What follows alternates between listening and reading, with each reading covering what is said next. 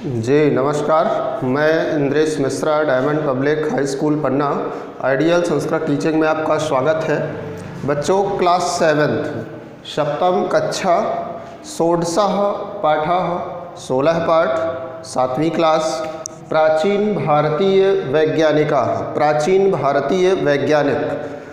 भारत के पुराने समय में प्राचीन काल में वैज्ञानिक जो थे उन्होंने कौन से आविष्कार किए और उनका विज्ञान के विषय में क्या योगदान था, विस्तृत अध्ययन 16 पाठ में आज करने जा रहे हैं।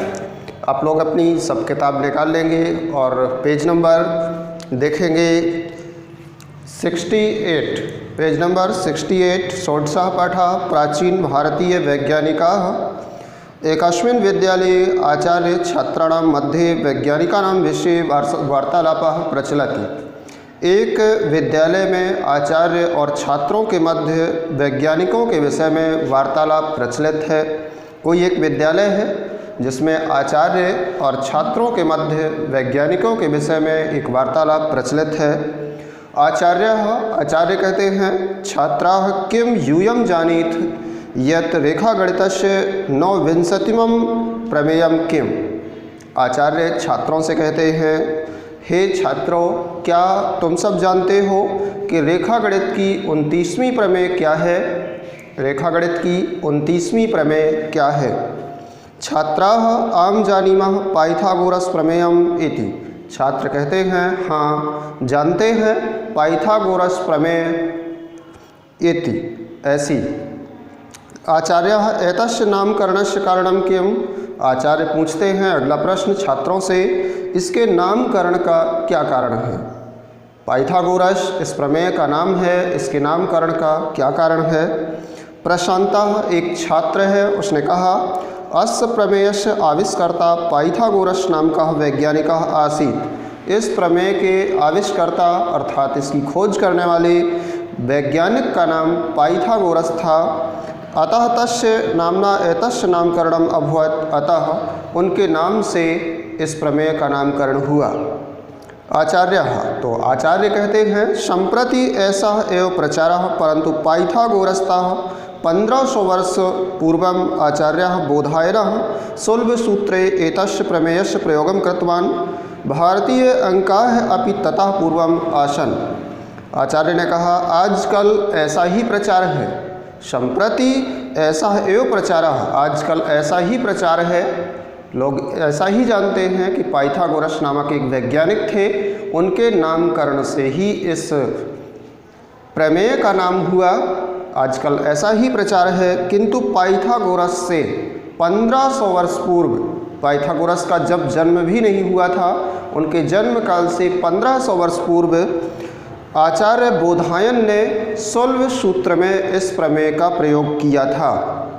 तो प्रमेय, अब सवाल है कि ये प्रमेय कहाँ से आई, क्योंकि आचार्य ने कहा कि पाइथागोरस के जन्म से 1500 वर्ष पूर्व बोधायन ऋषि थे एक, उन्होंने सुलभ सूत्र में इसका प्रयोग किया। भारतीय अंक भी उसके पूर्व थे। भारतीय अंकाः अपि तत्पूर्वमासन्, भारतीय अंक भी उसके पूर्व थे। तो नीलेश एक छात्र है, उसने कहा, महोदय प्राचीन काले भारत देशे वैज्ञानिकाः आसन् किम। हे आचार्य, क्या प्राचीन काल में भारत देश में वैज्ञानिक थे? हे आचार्य, क्या प्राचीन काल में भारत देश में वैज्ञानिक थे? आचार्य, भारत देशः वैदिक कालात् एवं वैज्ञानिकानां देशः अस्ति। आचार्य कहते हैं, भारत देश वैदिक काल से ही वैज्ञानिकों का देश है। चिकित्सा, अभियांत्रिकी, गणित, विज्ञान इत्यादिषु क्षेत्रेषु भारतीय वैज्ञानिकाः बहुकार्यं कृतवन्तः। चिकित्सा, अभियांत्रिक, गणित, विज्ञान इत्यादि क्षेत्रों में भारतीय वैज्ञानिकों ने अनेक कार्य किए। भारत में जो प्राचीन काल में वैज्ञानिक थे, उन्होंने अनेक विषयों में कार्य किए, जैसे चिकित्सा है, अभियांत्रिक है, गणित, विज्ञान इत्यादि क्षेत्रों में अनेक कार्य किए। सौम्या एक छात्रा है, उसने कहा, महोदय वनस्पति विज्ञान विषय किम कार्यम भारते अभवत्। श्रीमान, वनस्पति विज्ञान के विषय में भारत में क्या कार्य हुए? आचार्य, महर्षि पराशरः वृक्षायुर्वेद ग्रंथे वनस्पतीनां वर्गीकरणं कृतवान्। महर्षि पराशर ने वृक्ष आयुर्वेद ग्रंथ में वनस्पतियों का वर्गीकरण किया। आचार्य ने कहा महर्षि पराशर थे एक, उन्होंने एक वृक्ष आयुर्वेद ग्रंथ लिखा और वनस्पतियों का वर्गीकरण किया। उसमें वृक्षेषु प्रकाश निस्सरण क्रियायाः पर्णस्य अवान्तर्भागानाम अपि वर्णनम पराशरः कृतवान। वृक्षों में प्रकाश संश्लेषण की क्रिया और पत्तियों के अंदर के भागों का वर्णन भी महर्षि पराशर ने किया। वृक्षों में प्रकाश निस्सरण की क्रिया अर्थात प्रकाश संश्लेषण की क्रिया, अवान्तर्भागानाम अपि वर्णनम, पत्तियों के अंदर के भागों का वर्णन अर्थात प्लाज्मा के विषय में उन्होंने वर्णन किया। अर्जुन एक छात्र है, उसने कहा प्राचीन काले विद्युत कोशः अपि आसीत् किम, क्या प्राचीन काल में बैटरी का आविष्कार भी हुआ था?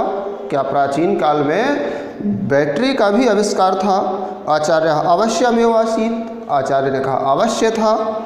ताम्रपत्र जतुपत्र कृष्णांगर चूर्ण पारद इत्यादि नाम संयोगेन विद्युत उत्पन्ना भवति इति महर्षि अगस्त्यः लिखितवान्। तांबा, जस्ता, कोयला, पारा इत्यादि के संयोग से बिजली उत्पन्न होती है, ऐसा महर्षि अगस्त्य ने लिखा है। आचार्य ने कहा तांबा, जस्ता, पारा इत्यादि के संयोग से बिजली उत्पन्न होती है, ऐसा महर्षि अगस्त्य ने लिखा है। केशवः एक छात्र, उसने कहा महोदय वदतु कृपया अस्माकं भारतीय गणित विषये अन्यत् किं प्रमुख कार्यम अभवत्। श्रीमान आप बताइए कृपया, क्या हमारे भारत देश में गणित के विषय में अन्य प्रमुख कार्य क्या हुए? आचार्य प्राचीनः भारतीय महान गणितज्ञः आर्यभट्टः प्रकाशस्य गतिं सम्यक् जानाति स्म।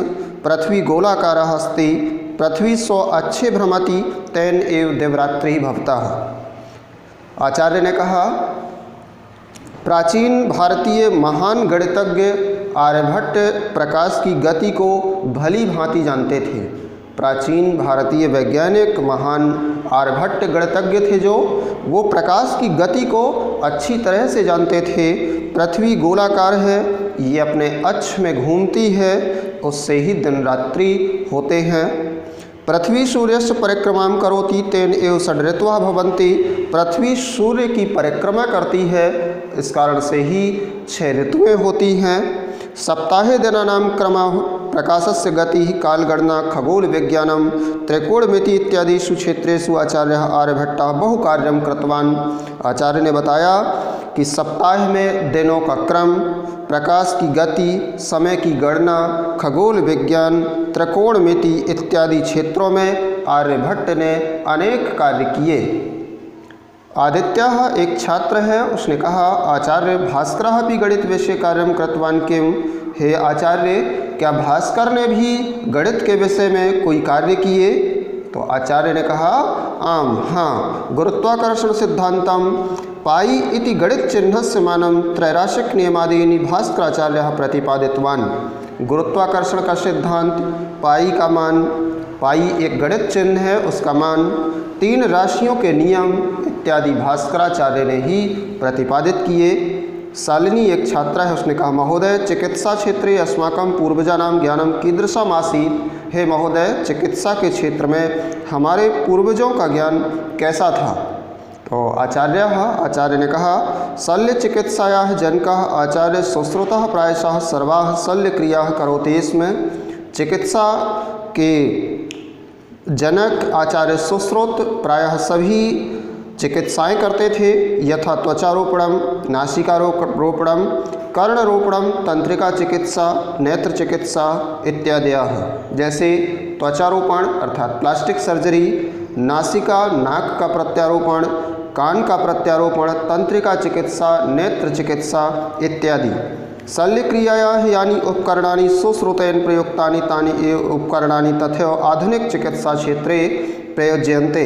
शल्यक्रिया में जो उपकरण प्रयुक्त होते हैं और आचार्य सुश्रुत ने जिन उपकरणों का प्रयोग किया, आधुनिक जो चिकित्सा के क्षेत्र में वैज्ञानिक हैं उन्हीं का अनुकरण करते हुए उपकरणों का उपयोग करते हैं।